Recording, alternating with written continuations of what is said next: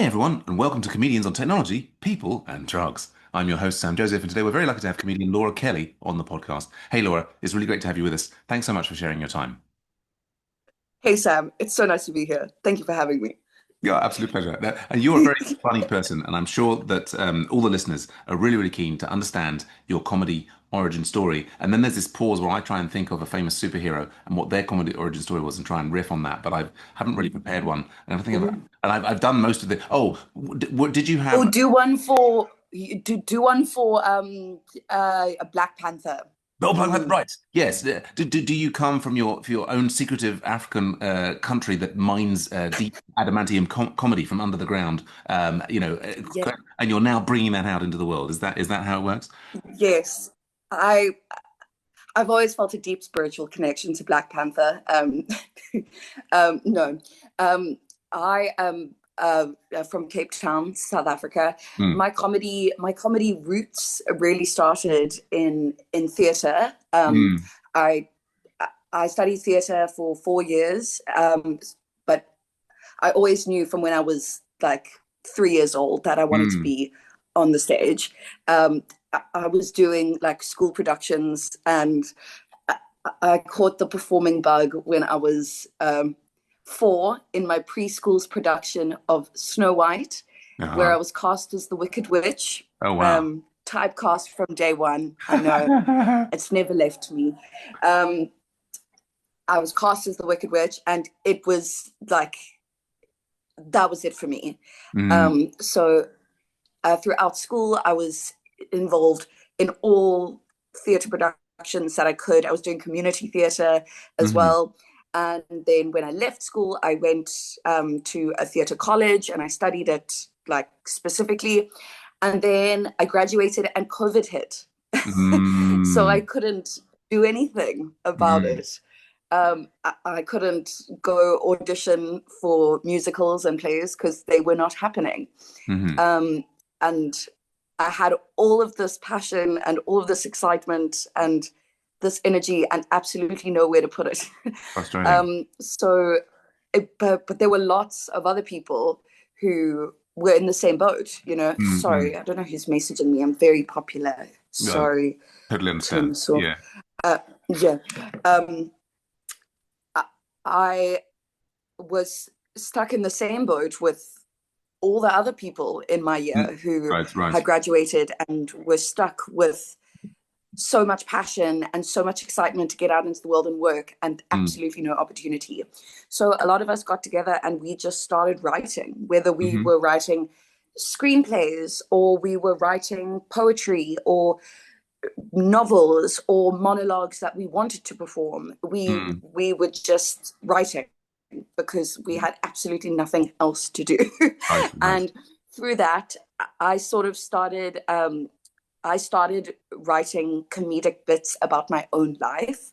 So it Mm, was very like self-referential. hmm And I would look back on like crazy times in my life or like weird stories, and hmm I would turn it into a bit. Mm. And I performed one of those bits for the first time at the National Arts Festival in South Africa in 2023. Wow. So at this point, COVID is over, and hmm I'm back working in theatres. But that time, writing was kind of left on the back burner. It was like, oh well, now we can get back to the regularly scheduled programming. You Got know, you. Yeah. this was just a glitch in the system. COVID was weird. We were doing what we could to cope, whatever. Mm, mm, mm. And at the National Arts Festival, there was this insane show there called Raunchy Renditions, where Mm. they would invite performers to come and tell a story about their life that had to do with sex, whether Okay. it was like a crazy story, a hilarious story, a funny story, a weird story, whatever. Yeah. And I told the story about the time. This is, don't worry, I'm not going to say anything graphic. Don't worry. Basically, on the day of the Queen's funeral, Queen Oh, Elizabeth, right. Oh, that may queen. she rest. Yeah. I was thinking of RuPaul or somebody, but yeah, no, that queen. Yeah, yeah, cool. RuPaul is alive and well. Please do not speak Oh, ill like sorry, sorry. that. That Yeah, is sorry, very sorry. scary. um, on the day of Queen Elizabeth's funeral, Yes. I went to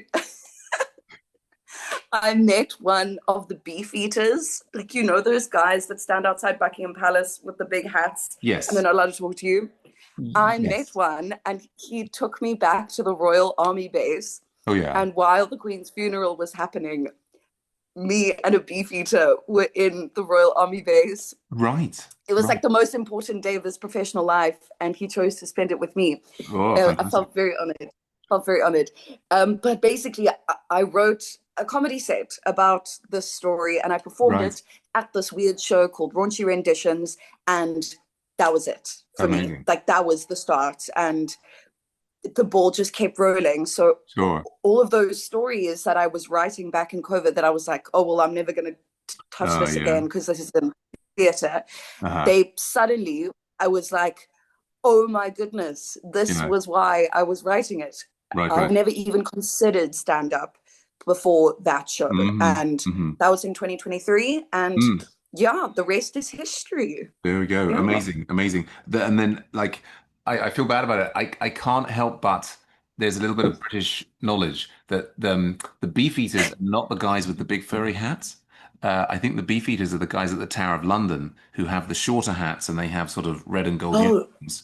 The guys with the big sort of like bearskin hats. yes. Well, what are they I called? think they're the Queen's Guard, or now the King's Queens. Guard. I Oh, mean, I might well, be that getting. actually sounds better. So I'll change the name. Yeah. I'll change the Although, bit. although, of course, there's lots of interesting wordplay on the beefy, and I think it is a common Uh, misconception. So see, yeah, yeah, yeah. But yeah, yeah. amazing, yeah, yeah, and so I guess, like before 2023, you were aware of stand up as kind of a thing, but your sort of heart was set on Yeah. theatre. Oh, I was like, this is it for me. There was no second option. This Right. is it. Theater is it. I knew about stand-up comedy, but I wasn't Mm. going to watch. I wasn't watching anything. I Yeah. wasn't like turning on something on Netflix and like choosing, like Mm. like seeking it out. How are the potatoes doing? Is everything okay? Yeah, How are so the for the listeners, potatoes? I've got some potatoes on. I think I might turn the heat off just in case. That's probably what I'll do there. The Yeah, goal is to make boiled potatoes, not mashed yeah. potatoes, I Or at least, think. I think. I mean, actually, although I would love, because we were talking about in the pre-show how I'm here in Japan, and this and the time difference between the Netherlands where you are and Japan means that this is my late evening, so the supper is kind of this is the real deal going on here, and we've ended We're up kind of so recording authentic, later. guys. It's so authentic. It's so like in the moment. But yes, I think This what is more comedians I'm. in real life. I mean, if it did become mash, it'd be fantastic. What I don't want is like lots of exploding potatoes getting, competing with the Mm, fantastic audio is the thing we want to mm, avoid. Yeah, yeah. understood. But yes, right. And I mean, I'm just relating to like I did a fair number of shows, like school productions of I think it was Peter Pan and all of the twists and so on when I was younger, and I always enjoyed those. But it never occurred Yeah. to me to be a career path. And I think and that was always like in primary school. And by the time we got into high school, they weren't doing those kinds. I don't even remember there being like a theatre thing really at all. But yeah, I mean, Really? yeah, and in high school, our high school, it was only kind of 4 years in the UK, and there was the main Yeah. performance stuff.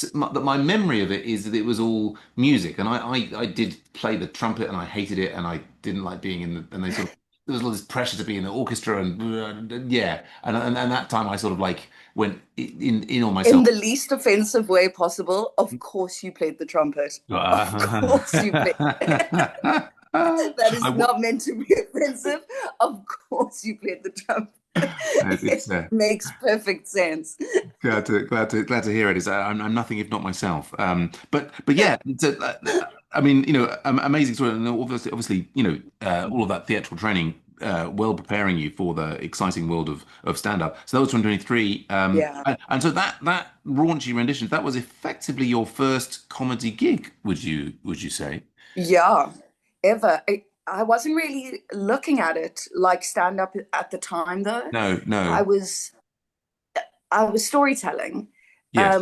But it was all very much like it wasn't it was real. Like I was Mm, recounting the tale like sure. it really, really happened. And Yeah. because it's so ridiculous, like that is the funny in it. Right. But I wrote it to like to have like taglines and Hmm. Hmm. little like play on words, like with the beef eater and everything. So without really knowing it, I was writing comedy. When I wrote it, I didn't Right. really know that I was writing comedy until I performed it. And then someone was like, that's a hilarious stand up set. And I Right. was like, no, that's a story, Mm, silly. right. Right. Right. And then, yeah, I Yeah. didn't really look at it like that until someone was like, that's a hilarious stand up sketch. Yeah, yeah. Yeah. Well, an amazing origin story, and really quite different from many of the comedians that we've spoken to, who often that the first set is they've done a comedy course, and then it's the showcase, or it's like they, for whatever reason they, without even a course, they just sort of, saw a line. I think like Ollie Miller, maybe, or was it Harris? I think Ollie Miller just saw a line and joined in. Right, I'll get up and try this. But I think that Oh, they're that's crazy. their first I would experiences, never do that. right, they were just like That's so weird. right, they were like full of fear, and it was just like, but I mean, I guess Yeah. here this was you doing from your point of view at the time theatrical storytelling, and so I guess you were no Yeah. more or less nervous about that first gig, as it were, No, than any other theatrical thing that you'd I been. felt so comfortable up there. And when I realized that it was stand up and I started doing stand up shows, like, Right. and now it's like been rebranded and I'm not a storyteller, I'm not a performer, I'm now a Mm, stand up. mm. That's when I started getting so nervous to do Oh, stand up. right. I was going to When ask. I Yeah, go on. suddenly had to like repackage it Mm, and make it, because there's a place for theatre in the stand-up world, mm, absolutely, but there's also a very fine distinction between the two. mm, And when I started stand-up, a lot of the feedback that I was getting from like the bigger guys, mm. the more experienced comics was, Sure. you have great writing, but you're Mm, performing to us. We don't know mm, who Laura is. We know who the performer is. right. And so, in a lot of ways, yes, it did help me, but it created a very new set of challenges that I Sure. had to work through, of removing the performer and finding out who is Laura when Mm, she gets up on stage and tells interesting. jokes. And that's actually still something that I battle with to this day. Hmm. If I can feel myself bombing, or like a joke didn't land quite the way that I would have liked to, Yeah. then it's so much easier to put on like, okay, well, that was crazy. Sorry, guys. And then Uh-huh. Uh-huh. keep it moving. Right. Um, and put on a face of someone who, Hmm. yeah, yeah. So Right. Putting on a mask I even. still do battle with it to this day. Hmm. And it's my biggest like goal for comedy, is to break down that wall entirely and just be natural on stage. Don't perform to the audience. That's not what Right. stand up is about. Yeah. Interesting. Yeah. Yeah. I mean, I was almost ready for you to say, you'd gone on to other the actual stand-up shows and maybe hadn't had nerves. It's interesting that then the nerves come out, I guess, because you're doing a different thing. Yeah. Yeah. It's I mean it's really interesting. We just had an Arab comic on the podcast called Tofi. He's a really interesting person, and he a lot of his we're asking him about his material and his stand up, and it's like he's like this is all stories from my life, and I think that's although there are very funny one-liner comics and Mitch Hedberg or what have you, but certainly I am always most interested in stand-ups who are telling us something about themselves and are sharing something Yeah. about themselves. That's my But favorite stand up as well, right, to watch, is when I get to learn who's speaking to me, because right. I love one liners, don't get me wrong, Hmm, but hmm. not everyone can tell a story about themselves. Mm, And my favorite theater, my favorite film, my favorite art in any form is mm, when I get to see the performer. I get to see the person behind the performer. right. That's my favorite anything. So that's why that style of stand up really pulled me Mm, towards it instead yeah. of Yeah. doing. Yeah, people sometimes think, oh, why don't you do characters? Because that Hmm. is so based in theater. And I've thought about it and I've played around with it, but it just doesn't feel natural to do it in a Hmm. stand-up setting. I don't Hmm. understand why, because that is my natural thing, is to do Right. characters. But Hmm. in a stand-up setting, it just doesn't feel natural. I don't know. Yeah, yeah, and I mean, I think that's yeah. People have all these different things they like doing. I guess looking at your story, there was that raunchy renditions thing was kind of a breakthrough where you kind of were able to reveal yourself, and that was something that really turned you on. Like, oh, I want to do more of this, and then now, like Yeah, you had it like all of the theatre before that was doing characters of one kind and another that you've kind of like yeah, exercise that, and then it's like I mean, I can imagine, that maybe at some point in the future, like, well, like we would like I think that you might want to change and do different things. That's all, but that's part of the joy of being involved in this kind of creative activity, right? Is you can sort of try and satisfy your creative urge at the moment. Yeah, yeah. yeah. I'm kind of keen to ask about then the subsequent couple of years and all the different things. But I guess part of my brain is circling back around on the idea of seeing the performer and something that I wonder about. So I mean, I used to do this thing. This is like in my weird personal history of like I was running a coding boot camp, and they had every 6 weeks a kind of graduation of these students who had done Mm. this like 12-week boot camp. And I started dressing up as different in different costumes. This sort of followed on from an initial Halloween party and then what have you. But so they ended up this sort of graduation show involved me in different costumes, dressed up as a panther or a penguin or a like Father Christmas or what it happened to be. And like I was sort of turning these things kind of into a show. Not Yeah. surprising, perhaps from some people's point of view. This was a closeted Once performer. again, can't say I'm shocked. I'm learning things about you that would never ever shock me. Yeah, There this you is all go. making There you perfect go. sense. Please continue. Yeah. Looking back over it. But I remember somebody saying, and this was actually sort of in a context of a criticizing, and they eventually, I actually parted ways with the coding boot camp. But they were talking about, well, one of the other staff was talking about, you're putting on this character, you're being this before, like I have this kind of like stage personality that kind of comes out. Which in some ways for me, I see as much a real part of me as the whatever is the real me. But I guess it's Correct. one of the things I'm struggling with is the idea. So there are many stand-ups who, they're like sort of saying the same material over and over again, and it's kind of Mm. they're performing as if it's off the cuff. And so then I kind of get into Yes. this Yeah. weird place of like I guess like if you've written some material that's about you, but then you repeat it in a performance, is it a performance or is it you? I end up being confused. Does that make any sense? It's both. It's both. Yeah.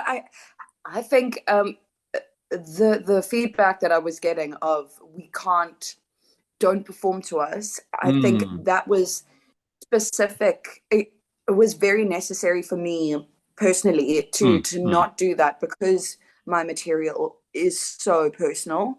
mm, So mm. it kind of like it defeated the authentic nature that I was trying to Right. achieve when Yes. people could see that, like, okay, so you're telling me this incredibly vulnerable crazy story about yourself, but Mm, I don't really like it needs to be told like we're sat around a dinner table and like mm, it's like close friends. It can't be told in such like a grandiose manner mm, because that mm. really it doesn't feel so personal.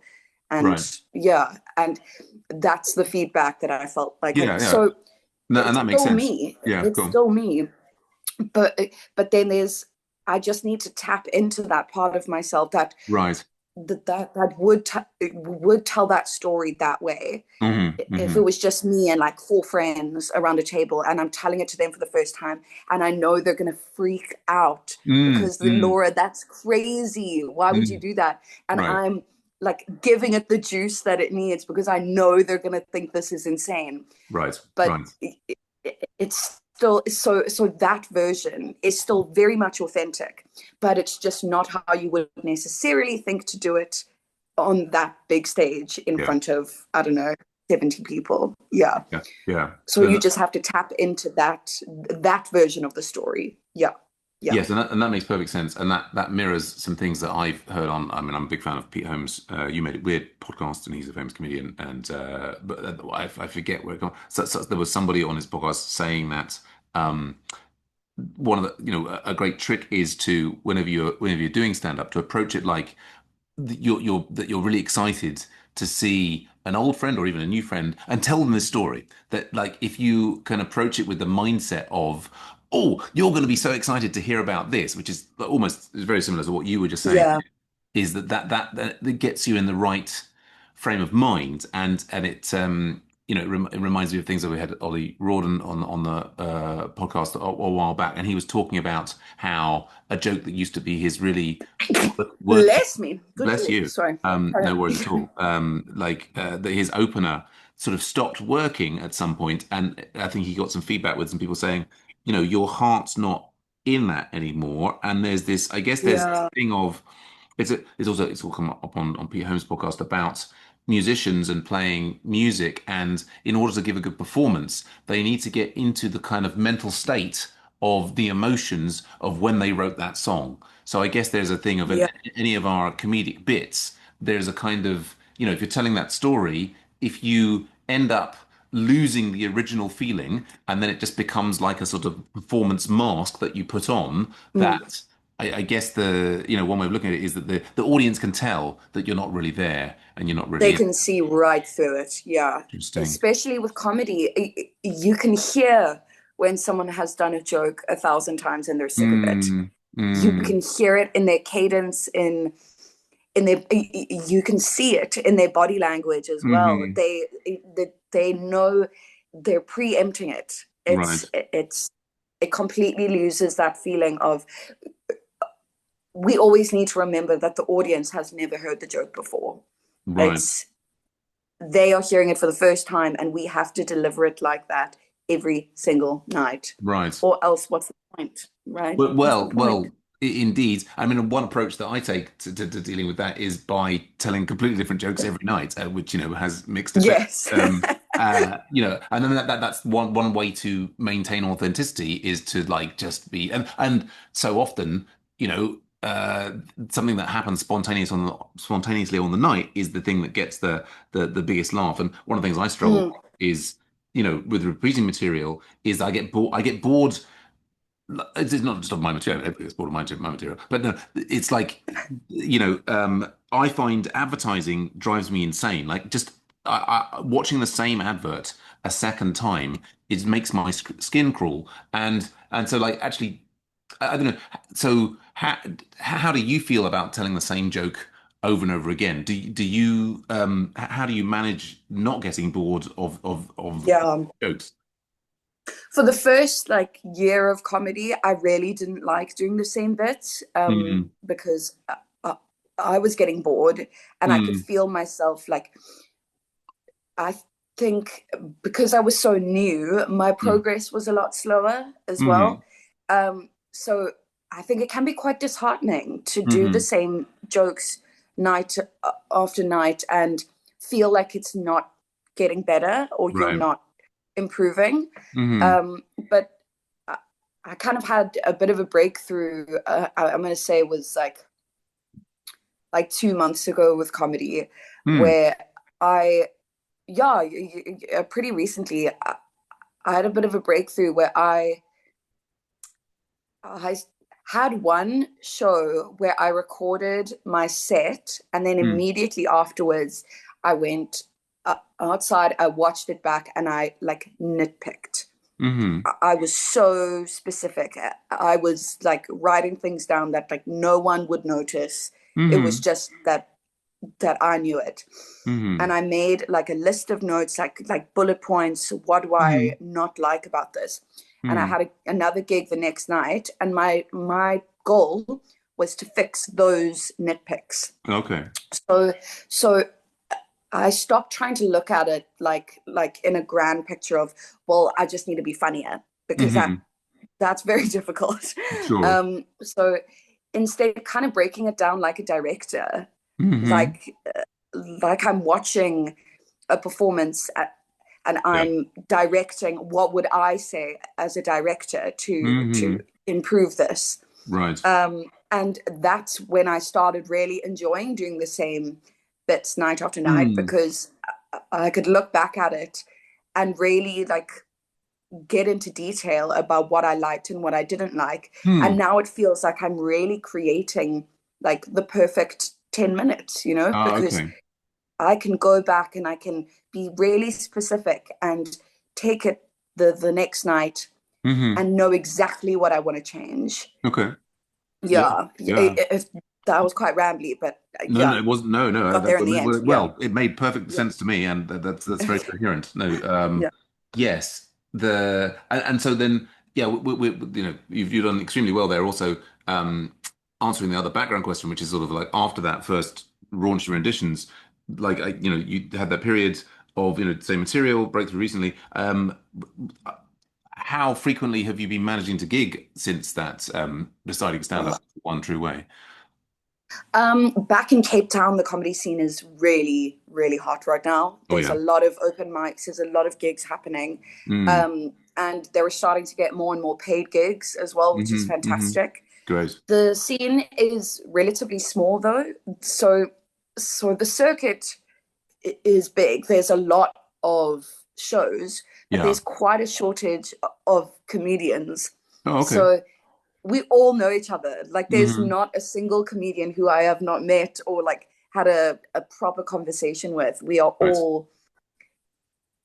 all at the big gigs week after week, and Yeah. we will Right. always Right. see each other. Mm. And that's been a really nice way to build in the community as well. Mm. So back in Cape Town, I'm probably gigging like 4 or 5 times a week. Yeah. Great. Um, when I came to the UK, when I met you, Mm. I was there for only 3 weeks. I did 4 gigs, I Mm. think. Hmm. I was mainly there just like to see family and Sure. to hang Sure. out. But I did 4 gigs there. And then while I've been in the Netherlands, it's been like, I would say 2 a week. Yeah. Yeah. It's been quite difficult to break into the scene here, honestly, Oh, really? because the cities are like so far apart from each other that Okay. it's like 1 hour by train, Mm. but that's like 2 hours travel for 5 minutes of your life Sure. for a 5 minute set, and it's an expensive train ride. So Sure. you kind of have to weigh up, what can I do, what can't I do. um I would be gigging more if the travel wasn't Oh, sure. such a thing. It's Yeah, difficult in when you're not on your home turf. I mean, yeah, exactly. yeah, and I think it's also.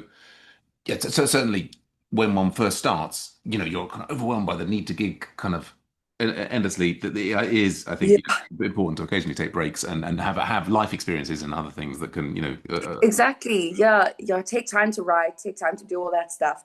And I think that the UK was a really nice gap for me there. I think that was the least I've gigged like since I started comedy. right, right. Back in Cape Town, I'm just go, go, go all the time. Mm, mm, Whenever mm. people can give me, and like, I will take 5 minutes, I will take 15 minutes, Sure, whatever you can sure. give me, Yeah, I'm happy. Yeah. yeah. Well, it becomes a compulsion, I think, as many people on the we talked to on the podcast. Yeah. Yeah, for good or ill. I mean, I mean, I'm here in Japan at the moment, and yeah, like, I mean, my gig frequency is down, as we were talking about in the pre-show. I'm here in Big Kyoto. frequency. is Yeah. down. Yeah. Sounds like you have to be rebooted. Yeah, yeah, it's tricky. I mean, I'm sort of jittery. But like to sort of address that partly, I'm here in Kyoto at the moment, and which doesn't have a comedy scene at all at the moment in Kyoto. And I mean, I think very occasionally over the last few years there might have been one or other one-off gig, but I'm in the process of trying to start comedy nights here in Kyoto, and I've got two in different venues. So as a result of the gigs that I've started, and then also there's some gigs going on in Osaka, which is the big city. It's Japan's second city. So I've managed about two a week there, and they've got you were asking about before the show, like what the scene is like in Japan, and they have there's only one comedy club in Tokyo, an English language comedy club. It's called Tokyo Comedy Bar, but that has shows every night of the week, and it has that started about 3 years ago, and that they've got a big they've got a slowly growing community. So if you're in Tokyo, you can potentially gig a lot more frequently. Although Yeah, as their community grows, the standards get higher and it can get more difficult to get gigs. But yeah. yeah, I mean, I'll It's probably so go difficult on to get gigs here in the in Netherlands. Netherlands, right? There are so many comics. Like I'm so Mm, overwhelmed by the number of people here who want to do comedy. right. And there are, I would say, like double the amount of gigs that we have in Cape Town. Mm, mm, If you included like showcases and hmm like monthly shows and stuff like that, but like quadruple the number of comics. There are so many comedians here. It's hmm impossible to get a spot. Yeah, Right, it's right. difficult. Yeah, I mean, I think well, and London is an interesting place in that regard. And the number of people who want to do comedy is extraordinarily large. I mean, I think the interesting thing in London is the reaction that there's literally dozens of things going on every night, and if Yeah, you can't get on one of those gigs, it's relatively everybody and their friend can start a comedy club in the local pub, yeah. and Oh, and they do, baby. Oh, and they do. I went to some shockers in London. Not naming names, not sure. naming names. Sunset was the best gig that I did Oh, thanks. in That's the great to UK. hear. That's great to And hear. I'm not just saying that because we're here now. I'm not just saying that. Like, genuinely, that was the best room that I played Oh, thanks. That's great. when I It's was in great. the UK.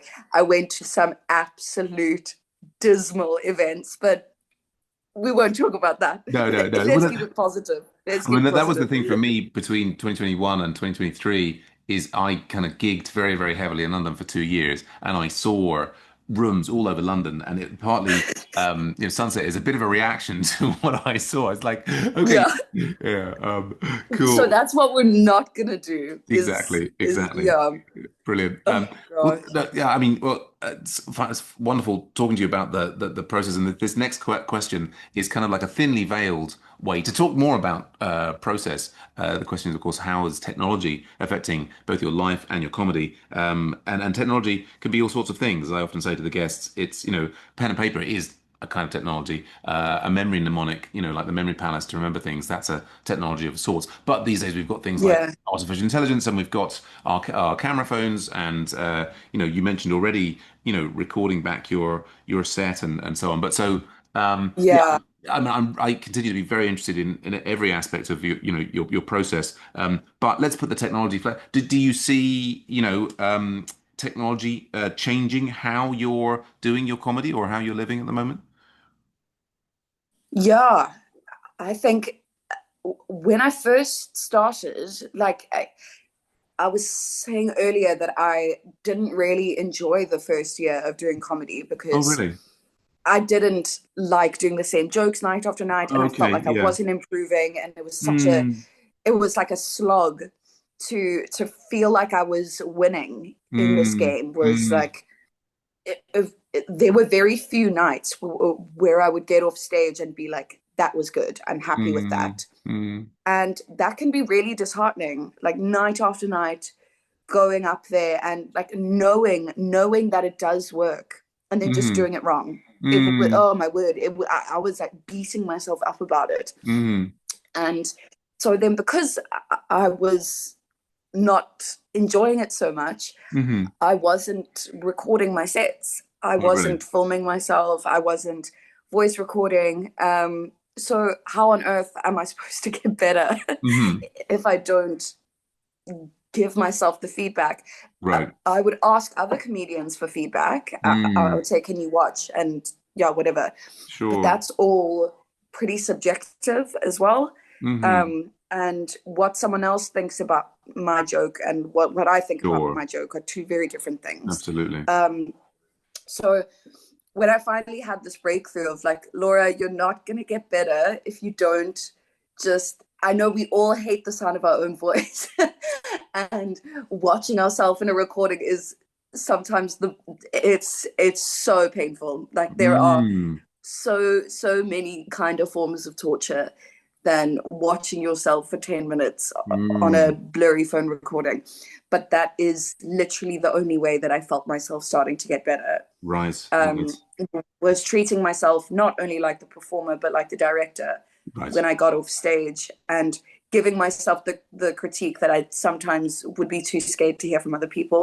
Right. Um, Mm. and being a little bit hard on myself about it, because there's no point in me going home from a Mm. gig and being like, oh, that was shit, I hope tomorrow is better, and then Hmm. doing nothing about it. Right. Whereas when I go home and I can actually look at the video and be like, oh yeah, no, that was shit, Mm. but Hmm.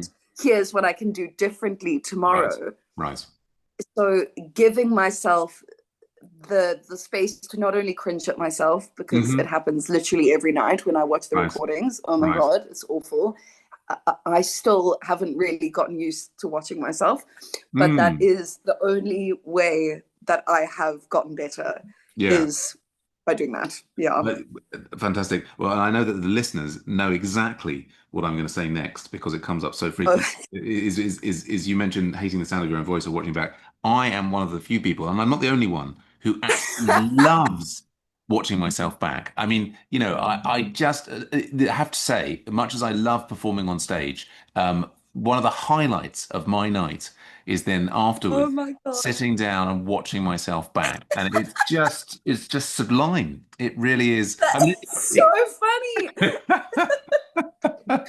Do you know there's no, I can just imagine you going home like sitting down on the couch, kicking your feet up, yeah, and glass of putting wine. me on the television.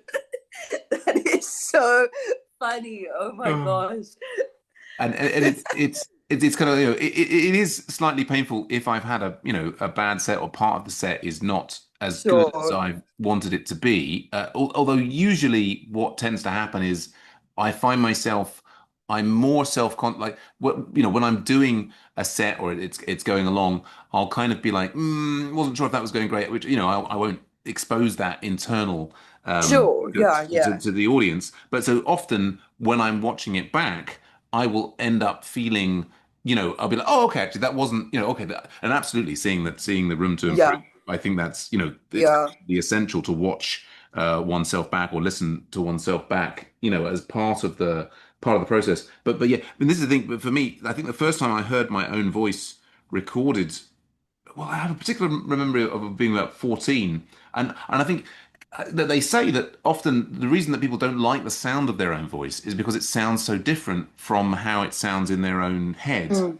or something. But I just remember, particularly at 14, my voice being played back and thinking, oh, that sounds like my cousin. And just in a kind of, and as I've described on the podcast before, I don't think I'm not in love with myself. I mean, I am, but I'm not in I love with mean, myself. Yeah, I who mean, wouldn't I be? mean, I Yeah. am, but I mean, it's not like I think I'm the most amazing person in the universe and I, whatever, this and the other. I mean, I see all sorts of flaws in myself, but there's something a bit like, I don't know, a dolphin or a chimpanzee looking in a mirror and kind of going, I get stuck. Like, so this is the thing. For example, Yeah. we're on Zoom here at the moment. I have to minimize my own image because otherwise Yeah. No. I No. get No. No. Me too. Me distracted. too. Because I just have to look at myself for a moment. Yes. No. Exactly.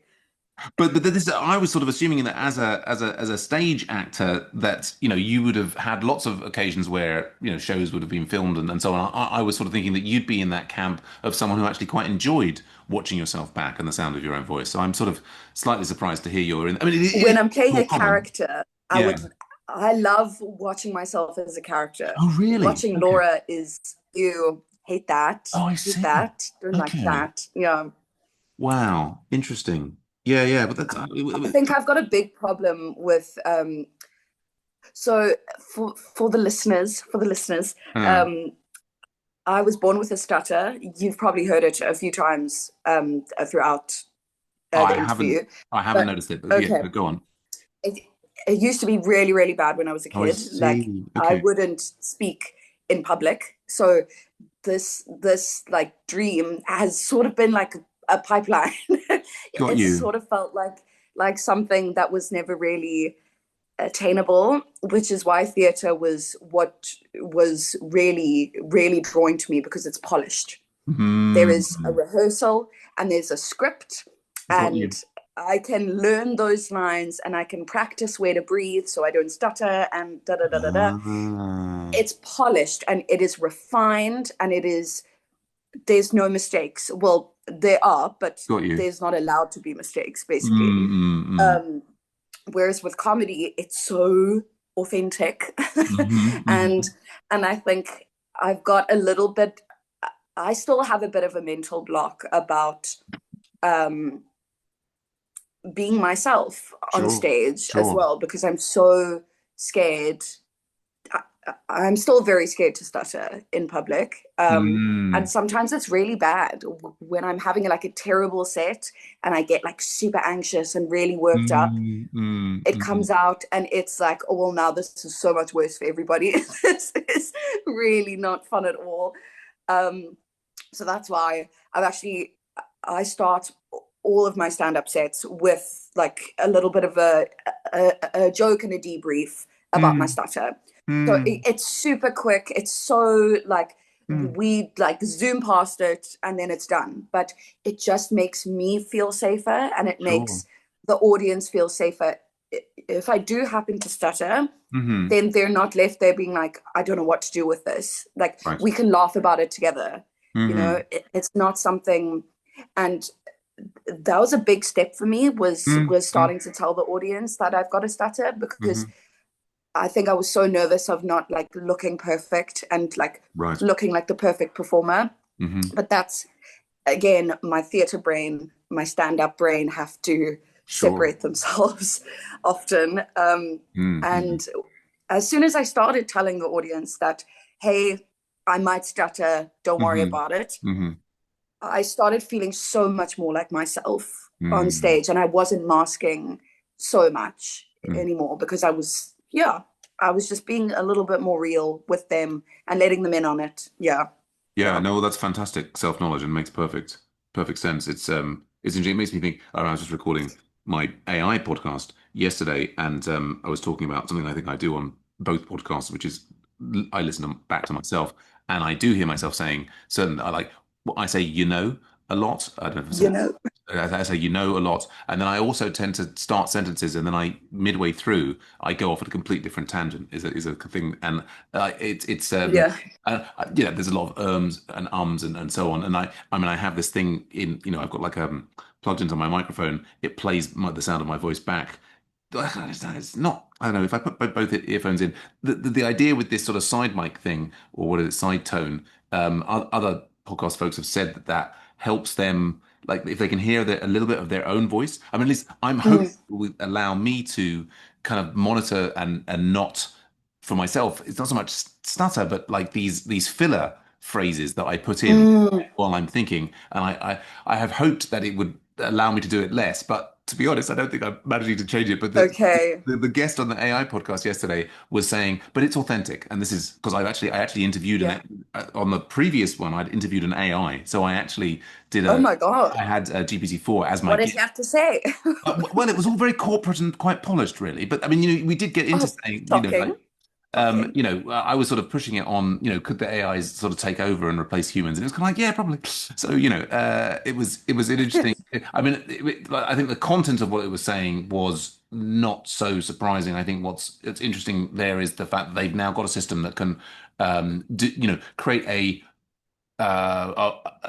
what's the word? An interlocutor? Well, a person that you can talk to in real time. I mean, the delay is very slow, and it will come back, Yeah. and the intonation of the voice makes it sound human-ish. So it's just the technology is really much. Unreal. Yeah. Yeah, yeah. But so that there was my guest on air podcast, Paul Marshall, was saying actually these days authenticity is everything, right? Because we're going to be overwhelmed by these bots phoning, Yeah. trying to sell us toothpaste or whatever. This is I don't think it was mentioned on somebody's podcast, but or was it on mine? It's self-referential. But like it was, you basically we're getting to the point where you will have your grandmother phone up and trying to sell you a particular kind of toothpaste because they'll be able to perfectly replicate your grandmother's voice and cadence and this, that, and Yeah. that. Authenticity for actually, stuttering or saying or ah or whatever is going to let us know who the humans are for the time being. Yeah, I was just so yeah, great answer to that question generally. I was going to ask about the writing. You've mentioned that a few times. When you're doing writing, are you, pen and paper on your laptop? Mm, How does that work, and it does technology affect it at all? it always starts in the Notes app. That's where Right. all great ideas begin, Hmm. is because that's usually the thing that's closest to me on hand. Sure, on the phone, yeah. I'll make like a very, very brief summary of what I've thought about, or Hmm.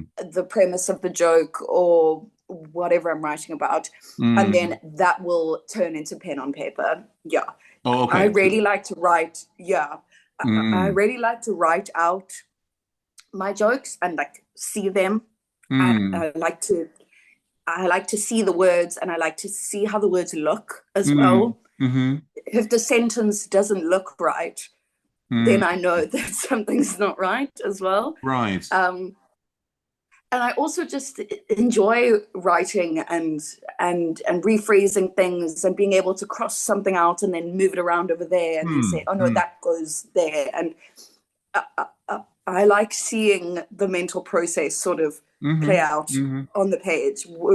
Whereas with a computer, you just go, oh no, no, no, backspace, backspace. It's too perfect. Like, But I like being able to see where my brain said, oh, okay, no, that's not right.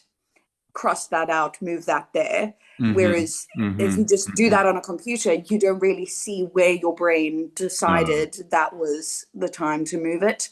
And I Right. think that helps me be more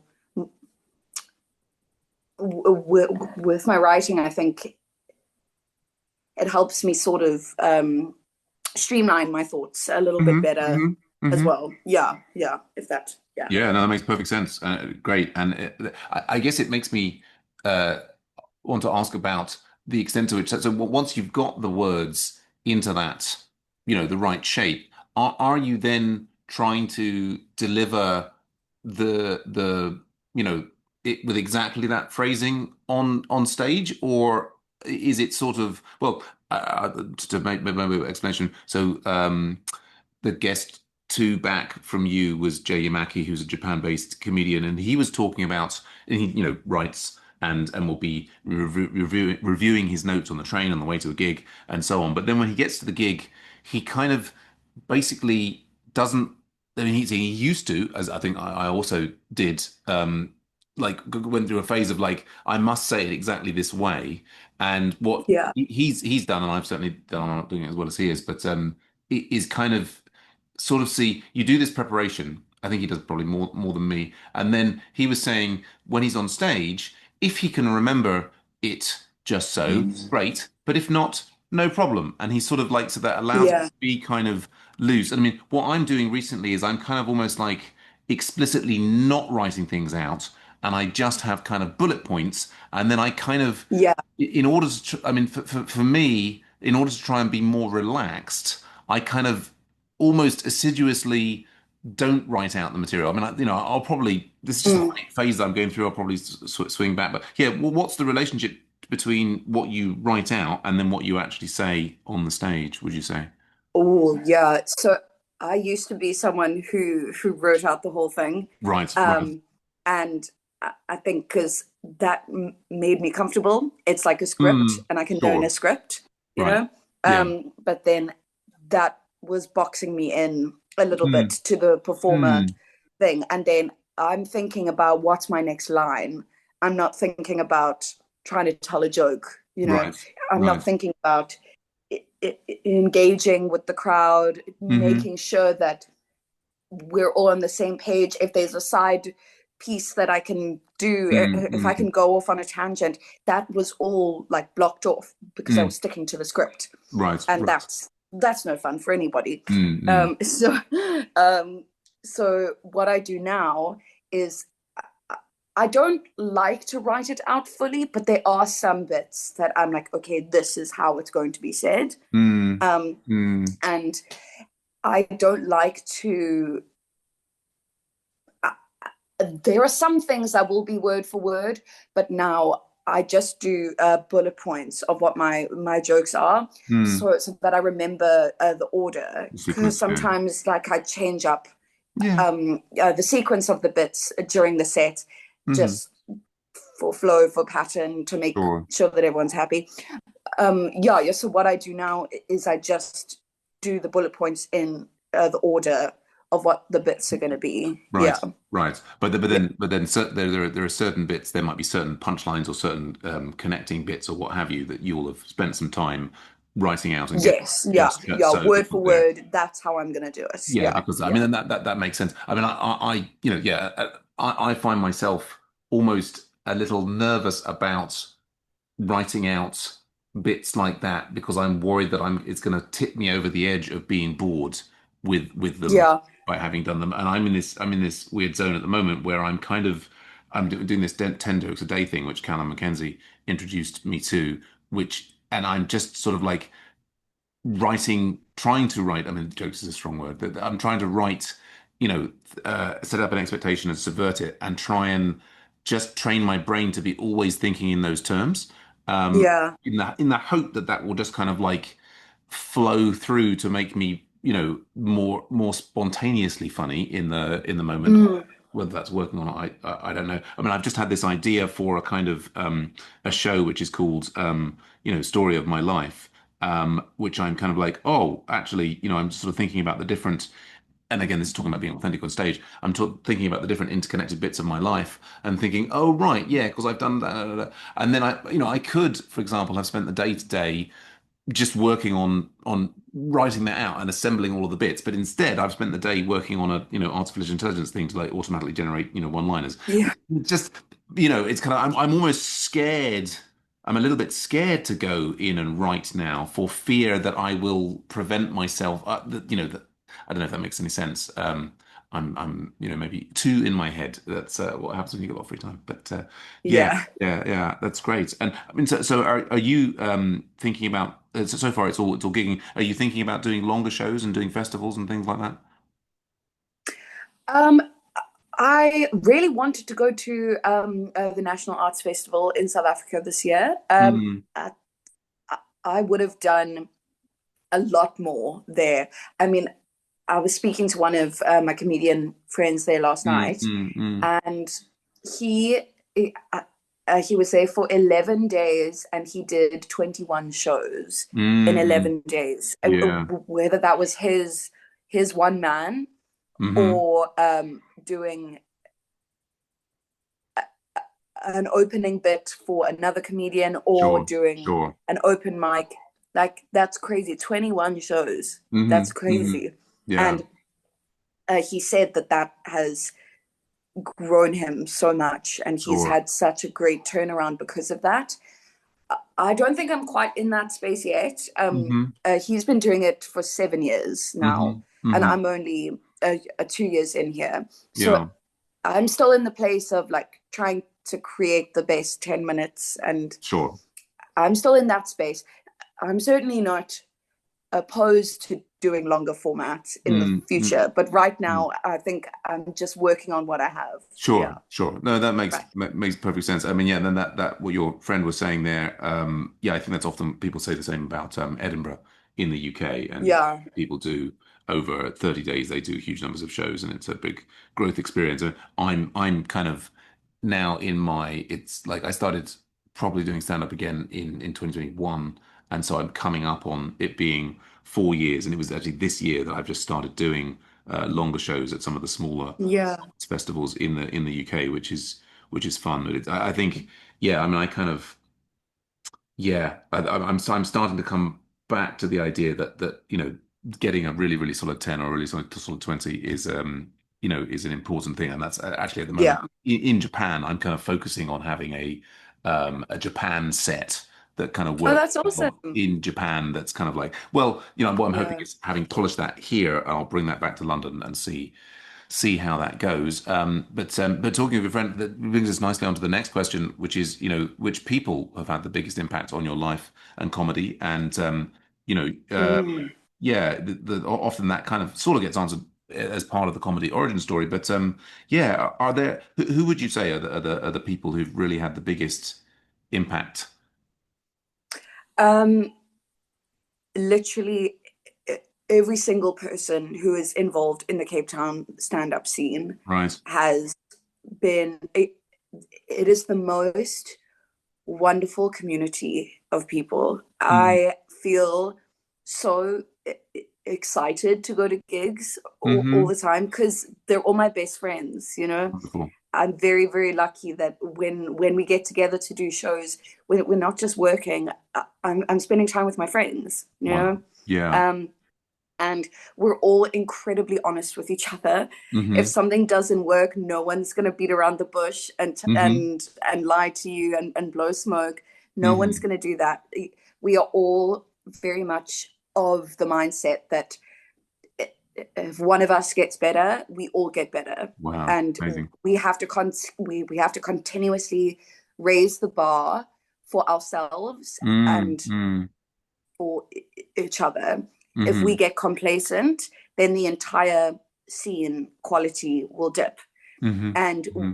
we feel, I think we feel quite a big responsibility Hmm. in Cape Town as well, because there's starting to be a really big following Mm, mm. for stand up in Cape Town. I Right. mean, the weekly shows in Cape Town, it is sold out night after night after night. It is Mm. like you will never see that room like 70% full. Mm. It is always packed and people are excited to be there. And I think that we feel quite a sense of responsibility to maintain the standard Sure. and to keep making the bar higher, Hmm. keep setting keep setting new goals for ourselves as Mm, well. mm, And there's a lovely community of like writing groups mm, and people are very open and warm to newcomers. There's a hmm. weekly show at one of the big comedy venues there called the Armchair Theatre. And the Hmm. weekly show is called Die Hard Sundays. It's Hmm. sort of a riff on Kill Tony. Okay. Um, so there's two hosts. I used to be one of the hosts Mm, mm, before I left. I miss it so much. So the format is new people can come in, mm. or you can be a fully fledged comedian. You Right. you put your name in a hat. We draw your name out of the hat, and then you have 1 minute to come on stage and make us laugh. Hmm. Whether it's you telling your favorite joke, or you're working on something new, or you've never done stand up in your Hmm. entire life, and this Hmm. is just a great way to start because it's 1 minute and then you can Sure. go. Mm, So and then the two hosts, we sort of unpack the bit with the audience as well. So like it's hmm. sort of like a group discussion, Hmm. and Hmm. it's not like Kill Tony in the way that we are rude. We are Right. very much Try to be we created supportive. the platform to try and build to one to get more comedians in Mm, to to to make the community bigger, and two so that we could test out new material in a mm, mm. very very low stakes setting. Right. Right. So that's why we started it, and I think there were very very few stand-ups who like don't want to get involved with it because we all see the value in a room where we're all just here to grow and we're all Sure. just here to get better. Mm, And I mm, think being when I started stand up, being so lucky to be welcomed into this space where everyone is so nice mm, and mm. we all want each other to do better. We, Yes. we, we just want to win for like the good of comedy. For the good of Hmm. comedy, Hmm. we all just want our peers and our friends to do well. Yeah. So yeah, and I also think that's why I've loved coming here so much. Hmm. Doing stand up in the UK and doing it here is it's sort of grown my perspective quite a lot because of the stand up scene there. It's busy, but it's not big. Hmm. So I'm used to seeing the same comics like over Right. and over and over Sure. again. Sure. Yeah. So it's been really nice and refreshing to see something new while still like bringing that South African, like, come on, team, we Mm. got this, we got this team. Yeah. Yeah. Well, wonderful. I think, I mean, having the supportive community is amazing. I mean, it's something that I've been very excited about in London is the friends that I've made through stand up. There's some lovely people. Yeah. Some Yeah. really, really lovely people.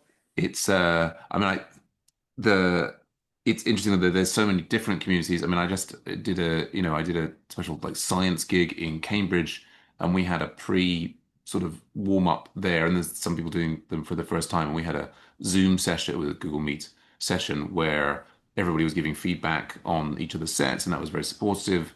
And I think that there's an aspect of that in the Japanese, the Tokyo comedy community that they're bringing up. I guess the thing that frustrates me is that I often feel I don't, I'm kind of, I don't necessarily have I sort of wish I was living in Islington, for example, next to the Angel Comedy. Or I'm not sure how much Yeah.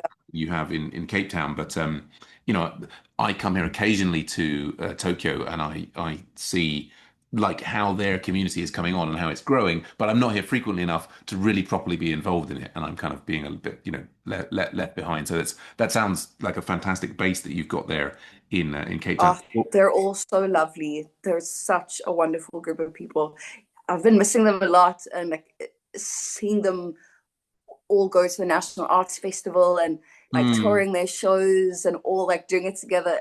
I'm supporting them from afar, but mm, I miss them a lot. yeah, I yeah. really miss them. Yeah. Yeah, no, I can absolutely imagine. I mean, one of the reasons that I think started this podcast was to, create more opportunities to talk to different comedians. I think often, in a given gig I mean, yeah, I mean, in some ways, I wish I was. They say no wise man wishes he was younger, but I wish, I had been involved in a comedy scene, earlier. I mean, I did and sort of fell out of it, but I think when you can stay out a bit later after the gig and all drink together and so on, Yeah.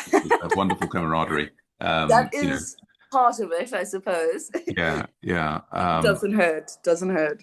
But what I would really hope to do is, I mean, it's so lovely what you're saying about Sunset Comedy in Harrow. I mean, like actually, before I started that, there wasn't really any that particular suburban part of London didn't really have many gigs going on at all. And Yeah. something When I told people I was going to Harrow to gig, they were right. like, are you sure you've got the right place? Right, right. It's a bit like it hasn't been known for it, but I mean, now that we've set our one up, others have appeared, and we're also finding quite a lot of local comics who are like, oh right, there's actually one in our area. So I'm hoping over the next few years we can get a bigger community going on there. But yeah, it's lovely talking to you. Let's jump on to our next question, which is how do drugs affect your perception of reality? And of course, I have to say, drugs is in the broad sense because, like in America, they have drugstores, alcohol is a drug, caffeine is a drug, potatoes could be turned into vodka, which is a drug, or ADHD medication. Really, again, this is a lot of for me. I'm more interested in your perception of reality, but yeah, that's like how do you deal with substances in your life, or is your body a temple and you're Mm. completely pure? How does it work? Um, I read an Anthony Bourdain quote yesterday that said, Mm. "My body is not a temple. My body is an amusement park, and I'm enjoying the ride." And I think that is how I live my life. Oh yeah. But yeah, I have certainly dabbled in many a substance, and I I wanted to say that I think it's so great that you involve this question in this conversation Mm. because it really is something that so many comedians struggle with. Right. Um, back in Cape Town, I mean, I'm not going to name names, of course, Sure, sure. but there's a large portion of the comics are who are not well, Right. honestly, Mm, and mm, coping mechanisms mm-hmm, are not healthy. mm, And mm. there was a time at the beginning of this year, I started to get, I started to slip into negative patterns, and Mm-hmm. gigs started. Gigs were great, and I was going out and I was doing my comedy, but a great like side quest, Yeah, I would say, yeah. for the nightly gigs was that I could drink Mm, all mm, mm. every night, every Yes. single night, and we're all doing it. We're all Right, having a beer when we get off stage, right. but then it turned into me going to gigs that I wasn't even on, Mm-hmm. so that I could drink with other people. Yeah, Um, yeah. so it turned, and you can say as much as you want, oh well, I'm just here to support, because yes, Yeah, you guys are my friends, I'm here to yeah, support, I'm here to yeah, watch you, but every night, Laura, you saw the set last night. Okay, every yeah. night. Uh-huh. Uh-huh. So I started to slip into patterns that um, were not healthy, and it Right. started to affect my performance, because Mm. I would be thinking more about the drink I was going to have when I got off stage Oh, really? than my actual set. Yeah. Well, yeah. And then it turned into me drinking too much, but before my sets, Mm. and I'm just like racing through it now, because I know that I'm like a little bit too drunk Right. to be here right now, Yeah. and Yeah. so I'm just speeding through it, and good night everybody, back to the bar. Um, and that's not helpful for anybody. And Mm. I started getting booked a little bit less as well, Mm-hmm. Mm-hmm. and that's when I realized, okay, Laura, this is not conducive to anything. Yeah. Yeah. And part of the change was actually coming to the UK.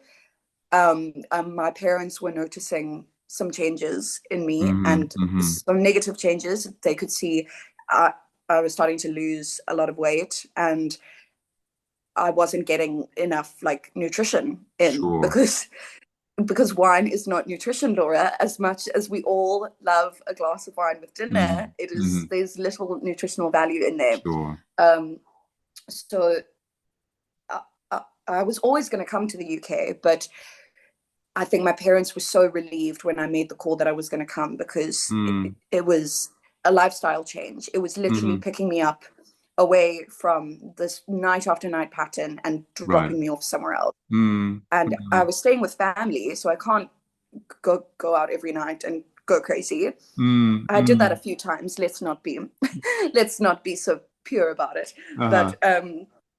But yeah, I'm very, very grateful that I have parents and friends who are Mm. aware enough and straightforward enough to be like, hey Laura, that's not cool. We can see Mm. you are that you're damaging yourself, and not Mm-hmm. only are you damaging yourself, your career's suffering now. Mm. And that's where I had to draw the line. Like, my career is everything to me. It Mm. is, I would do anything to be a success here. Mm-hmm. Not just in stand up, in stage, in film, Sure. in directing.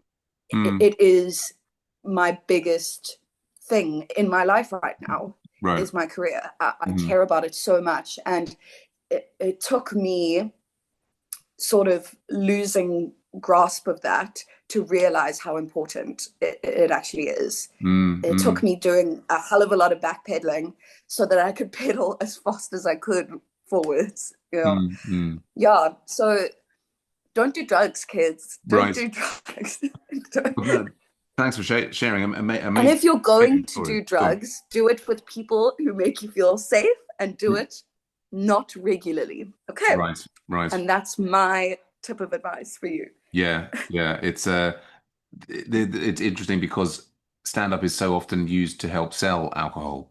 It's Oh, yeah. yeah, it's a tricky. I mean, I as I've mentioned on the podcast before, I started to find my drinking slightly problematic during COVID when I think everybody's under a lot of stress. And then Yeah. I did my and during my comedy course that I was on with a lot of drinking, and then my first three gigs, were like way and just drank very, very heavily afterwards. And I realized then that and I was like, I know I want to do this comedy lots, lots, lots, lots, lots.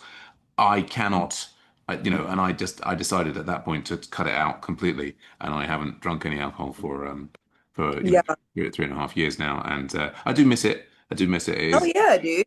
lots of fun, but yeah, particularly, particularly at my, Yeah. my age, it just. I mean, I think that's one of the things. As a younger person, you can kind of your body can take a certain amount of abuse, but not endlessly so, as you discovered, and that yeah, it's No, no, of course wonderful, not. No, wonderful, I wonderful. was not well. It was Mm, like mm, it was visible that I was not healthy. mm, Um, mm. and I think it's so easy to treat it as, oh, my set went so well, I'm gonna treat myself to a drink, Yeah, or yeah. oh, my set didn't go so well, I I deserve a need drink. drown my sorrows. You Yeah, yeah, can spin it any which way you yeah, like, yeah, and yeah. you're getting that drink whether you like it or not. Yeah, Yeah, tricky. It's tricky, isn't it? That's true. And yeah, and so yes, but now you're feeling on top of it. You've kind of had the insights. You've had a bit of yeah, change, and you feel like yeah. you've got it under control. My parents were a little bit nervous, so I was in the UK with family, and then I came to the Netherlands by myself. Mm, I've been living here by myself, and I think that was a little bit of a concern for mm, myself as well, of who's monitoring, you know. right. Um, but so far things have been okay. Yeah, yeah, Cool. it's been all Great. right. Great. Great. Great. Yeah. Well, I mean, time's rushing. I'm tempted to take us back. I had a thought about you mentioned about one of the things in the Cape Town comedy community with like raising the bar, and I think that's something that Yeah, the Tokyo Comedy Bar folks are doing as well. I guess see a kind of, I mean, one of maybe is it an oxymoron or is it just a tension there between wanting to do better at stand up, which I think, we and many other, comedians want to do.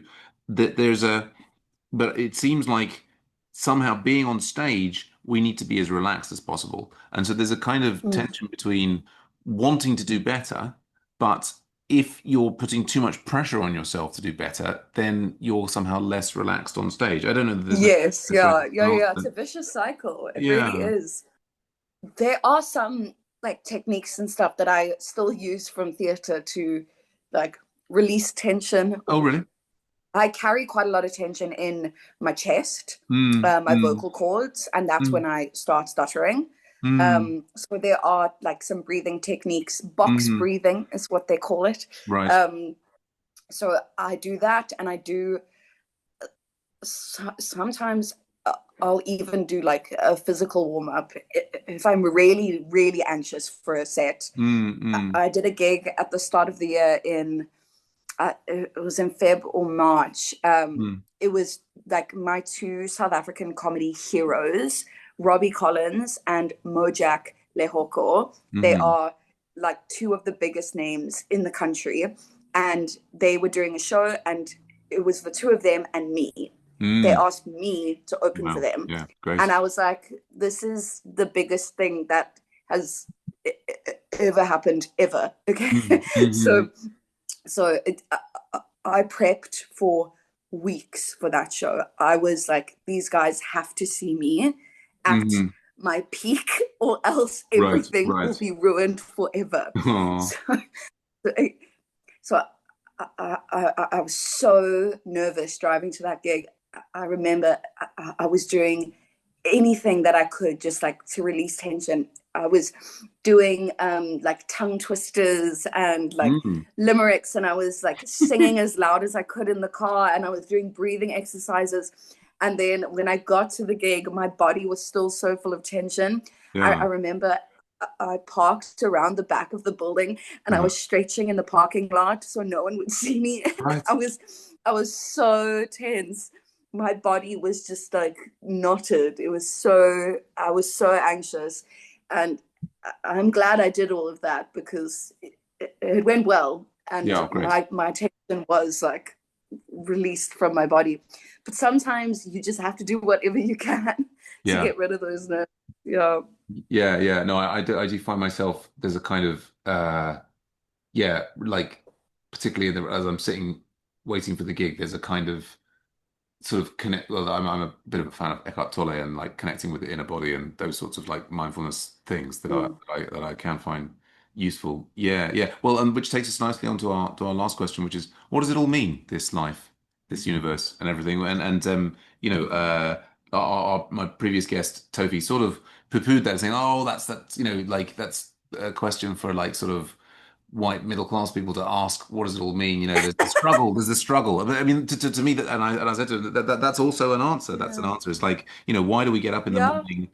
I mean, like, do we believe that there are, that we can wake up and make a difference in the world, or what are we trying to do? Or does the world even exist? Is this just dreams in the mind of God? Are we living in a simulation? How do you interpret, what we experience? What a crazy conversation for a Wednesday afternoon. Um, um, are we talking about with regards to comedy specifically, or just big general I, question? I think, it's the big general one, but it could focus in on comedy because for some people, comedy is their life. They get meaning through Mm, performance, making people laugh is the thing that they really want to do. yeah. But the design of the question is to be as broad as possible about Okay. what could all of it, any of it mean? Does any of it make sense? Does it? Do you wake up some days and think this is very strange, or does it generally seem to make some sort of sense? None of it makes sense to me No. personally. Mm. Um, I have had such a up and down journey. I know that that's not like specific to me. I know I'm very Of course. special that way, whereas I'm not happy and sad all the time. Um, but especially in the last few years of my life, I've had some really high highs and Mm. some absolutely dismal lows. Mm. Um, Mm. and I felt all of that very intensely. So when it was good, it was like, oh my word, life is Mm. incredible and I'm the luckiest person alive. And Mm. I I can't believe that I get to wake up every day and this is my life and these are my Mm. friends and this is my Mm. family and this is my job. And something which felt life shattering in the moment can come along and Mm. absolutely break that worldview for me. Mhm. Mhm. I would go from feeling so grateful and so open to change and to people and connection to Mm. like the next week being like I couldn't give a shit about Yeah. any of this. I Yeah. Yeah. couldn't care less about getting up. Why am I working so hard, especially in this performance world? It's really cutthroat, Mhm. my Mhm. main thing is going to castings, going Right. Right. to auditions, and it is fucking brutal. The Mhm. statistics are for every 200 castings you go to, you'll book one. Right. um so you like just this like daily rejection Mhm. is something Mhm. that I've really had to get comfortable with, especially in this field, in this career, just Mm. getting comfortable with people saying no, because I hear no a hell of a lot more than I hear yes. And Yes, absolutely. everyone does in this business. Yeah. Mm. But I think what I let get the better of me is I let it I let those no's define me and consume me, and Mm. my value, my self-worth hinged on whether or not this crowd liked me or whether or not Mm. I'm gonna go book that job tomorrow when I go to the casting. My Mm. my value was completely defined by other people, and still is, Mm. honestly, if Mm. if I'm being so raw with you now, so authentic, that's Sure. been the word, authentic. Authentic. Yes, um really. Authentic. But I think I still very much define my value and my happiness really hinges too much on Mm. other people. I'm very aware of it, and Yeah. it's something that I have to change about Mhm. myself. because when I do get those yeses, then it's like, I am incredible. I am the Hmm. greatest human alive, and Mm. everyone is very lucky to have me around. And then Mm. I'll get a string of no's and then be like, well, what's this all? Why am I working so hard for nothing? Right. And I'm I'm getting up every day just to get rejected again. And I'm Mm. learning the lines for this audition just to go in that room and get told no again. Mm. And Mm. it so I guess what I'm trying to get at, the definition of it all is that we have to define, and Mm. and we cannot let the opinions of others, especially people who don't know us, Mm. the opinions of others who don't know us, define us. Right. I think we have to, as cheesy as it sounds, we do create our own reality. Right. Um, and if I continue to let people um, gauge my self worth based on my Mm. talent or my humor, Mm. then that that is going to become who I am, and I'm not going to be happy unless I've got a sold out room of very, very entertained people in front of me. Mm. And that Mm. is not always the reality here. My self worth has to be defined by not just my work.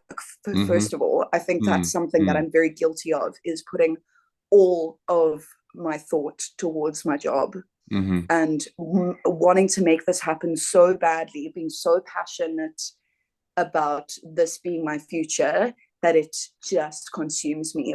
Mm. And I lose perspective of, well, I've got two beautiful loving parents who would do anything for me, and I've got Mm. a beautiful community of friends back home, and I Mm. have the opportunity to come live in a foreign country and do Mm. what I love doing here. Right. Like, Right. losing perspective is something that I really, really, I'm guilty of it, Mm. but I'm self-aware of it at the Mm. same time. Mm. Yeah, so I guess so. What it all means is you have to you have to define yourself, Right. um, and if you let other people define you, then they will, and they will do it harshly. they Yeah. will Yeah. they will come at you with bullets if you let them. Yeah. Yeah. Yeah, Well, but very, very, very well put, and it connects with a lot of things I think and feel recently. The like you say that rejection is a real it's a real challenge. Um, yeah, yeah, it's and well, the thing that I think I was mainly thinking is about, yeah, you were talking about the highs and the lows, and it's like I've got three lovely children who seem to be growing up, really well, and they sometimes say things to me which are just very, particularly my eldest son, says very, he's he's kind of quite charming, and he's maybe making it up, but like he says really positive things to me, and it warms my heart at that moment. But then, like 3 days later, and then of course he's now older and moved out home with CC. yeah, I'm kind of like in a just, I'm in a kind of like it seems, and I was going to give the example of, my son saying lovely things to me. I feel it's a real privilege to be able to do stand up. Like I'm able to travel mm, to Japan. I have lots of, positive things. Somehow on the low days, it seems difficult to remember those things, doesn't it? Like yeah, like they it should does. they should ideally, like you in a perhaps an ideal world, I don't know what ideal mentally adjusted framework, they would serve as buoyancy that would hold Yeah, you up on those other, but yeah, still somehow the low lows still they come, would don't they? create motivation and they would create drive to go out and seek the good, but there's just something about the bad that is all encompassing.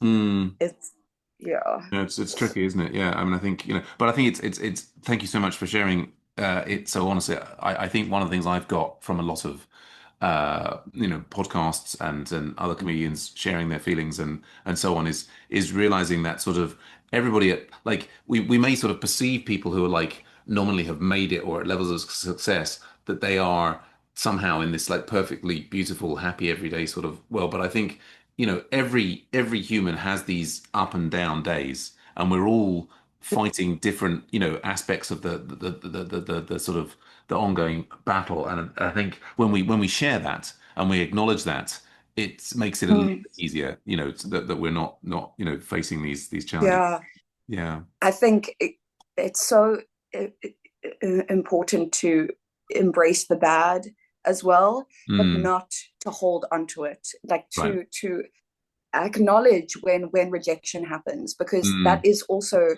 growth. right.